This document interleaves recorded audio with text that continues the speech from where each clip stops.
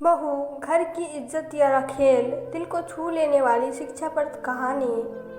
18 जनवरी 2020 को सुरेश की ससुराल में उसकी मृत्यु हो गई, जिसकी खबर सुनकर सभी उसके ससुराल गए और उसको घर लेकर आए। सुरेश की पत्नी काम्या भी उसके साथ ही थी, वो भी साथ में घर आ गई। पूरे परिवार में मातम सा छा गया था। सुरेश, जो कि परिवार का सबसे बड़ा लड़का था, अपने चाचा ताऊओं में भी खैर फिर विधि पूर्वक उसका अंतिम संस्कार किया।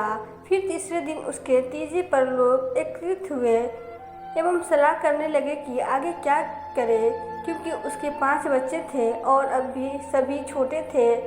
काम्या की भी उम्र ज़्यादा नहीं थी, तो काम्या को भी बुलाया गया और पूछा गया कि तुम क्या चाहती हो। यदि तुम चाहो तो हम तुम्हारा पुनर्विवाह भी कर देंगे, जो तुम चाहोगी वही होगा। किंतु काम्या ने साफ इनकार कर दिया और कहा कि मैं यहीं रहूंगी और खुद करके खाऊंगी। उसकी इस बात पर सभी को हर्ष व गर्व की अनुभूति हुई। सुरेश के छोटे भाई रमेश, जो कि विवाहित था, वो 2 बच्चों का पिता भी था। उसने जिम्मेदारी ली कि यदि कोई समस्या हो तो मैं जिम्मेदार हूँ। समय बीत गया। काम्या के परिवार वालों को काम्या पर शक होने लगा कि वो किसी को घर में बुलाती है। यह बात धीरे धीरे पूरे गांव में फैल गई। काम्या के देवर रमेश ने भी देखा और उस व्यक्ति को पकड़कर धमकी दी कि आगे से ऐसा कुछ न हो। तो बात कुछ दिनों तक थम गई। कुछ दिनों बाद यह सिलसिला फिर चलने लगा। काम्या अपने बच्चों को नींद की गोलियां खिलाती और उस आदमी को बुला लेती। इस बात पर रमेश ने लोगों को इकट्ठा किया और काम्या के प्रति जो उसकी जिम्मेदारी थी उसको वापस लिया। तो लोगों ने काम्या को बुलाया, उसे दोबारा बात पूछी तो उसने माफ़ी मांग ली। रमेश के चाचा ने भी काम्या की इच्छा पूर्ण जाननी चाहिए, परंतु काम्या ने साफ इनकार कर दिया और आगे कोई गलती नहीं होगी यह सांत्वना दी। लेकिन यह बात एक सांत्वना ही रह गई। फिर एक दिन रात में करीब 10 साढ़े 10 बजे रमेश का फ़ोन उसके चाचा के लड़के मिस्टर कुमार के पास आया। कुमार जब अपने परिवार के साथ टीवी देख रहे थे, नवंबर का महीना था, मौसम में थोड़ी ठंडक थी। कुमार ने फ़ोन उठाया। हेलो रमेश, तेजी से बोला। हेलो भाई, जल्दी से तुम चाचा को लेकर घर पे आ जाओ, और हाँ, दूसरे चाचा को भी लेते आना। कुमार हिचकिचाते हुए, क्या हुआ भाई रमेश, यदि आके पता चल जाएगा। इतना कहकर फ़ोन काट दिया। कुमार ने अपने पापा को यह बात बताई। कुमार के पापा काफ़ी सज्जन व्यक्ति है और कुछ समय से बीमार भी चल रहे थे। तो इस बात पर कुमार अपने पापा और ताऊ जी के साथ रमेश के घर गए। वहाँ गए तो देखा काम्या के दरवाजे पर रमेश व 2 अन्य लोग खड़े हुए थे।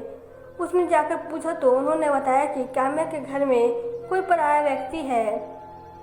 तो सभी अंदर गए तो यह बात सच थी। यह देख के सबका खून खौल गया, और ऐसा होना स्वाभाविक भी है, क्योंकि बहू घर की इज्जत होती है और उस पर कोई हाथ डाले तो क्या करे। काम्या उसे छुड़ाने का प्रयास करती रही, कह रही थी छोड़ दो इसे, एक बार इसकी बात तो सुन लो।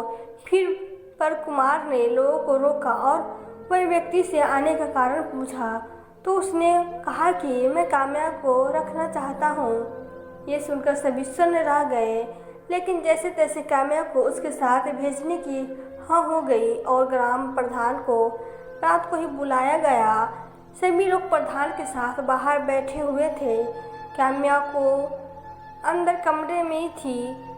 पुलिस को फ़ोन कर दिया तो पुलिस आई और काफ़ी बातचीत के बाद थाने में चलने की बात हुई कि जो बात होगी थाने में ही होगी। तो कुमार के पापा रमेश तथा वो पराया आदमी भी पुलिस के साथ गया।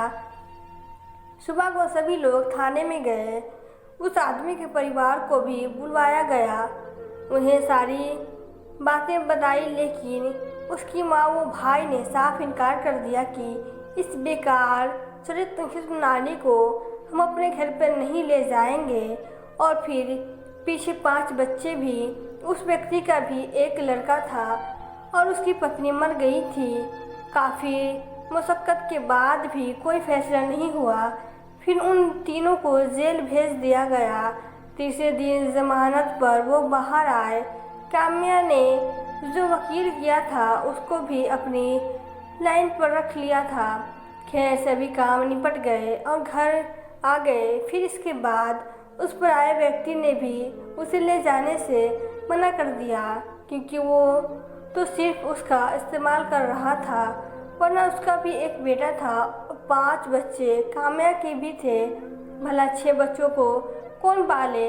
इससे सबसे बड़ी हानि काम्या को हुई। उसने अपनी इज्जत भी गंवाई, अपने परिवार से भी दूर हुई और अपने बच्चों के भविष्य में होने वाले सम्मान पर भी एक कलंक सा रख दिया। काम्या जिस घर की बहू थी वो परिवार बहुत ही सीधा व सरल था। इसमें कुमार के पापा इतने सज्जन ईमानदार वो इज्जतदार व्यक्ति है जिसका पूरा गांव सम्मान करता है। लेकिन कोई भी व्यक्ति दुनिया से जीत सकता है पर अपनों से हार जाता है, और यही बात बहू की तो घर की बहू पर कड़ाई से भी पेश नहीं आया जा सकता। कहते हैं कि जिस बहू को शादी से पहले पूरा कुनबा देखने जाता है, शादी के बाद वो अकेली पूरे कुनबे को देख लेती है। हर जगह सिर्फ पुरुष ही गलत नहीं होते, कहीं पर कुछ स्त्री भी गलत होती है। अंत में मिस्टर कुमार कहते हैं, हमारे घर की इज्जत किसी की रखेल हो गई, गुनाह किसी का था और हमें जेल हो गई। तो दोस्तों आपको यह कहानी कैसी लगी? अगर कहानी अच्छी लगी हो तो वीडियो को लाइक करें और प्लीज़ चैनल को सब्सक्राइब करें। Thank you.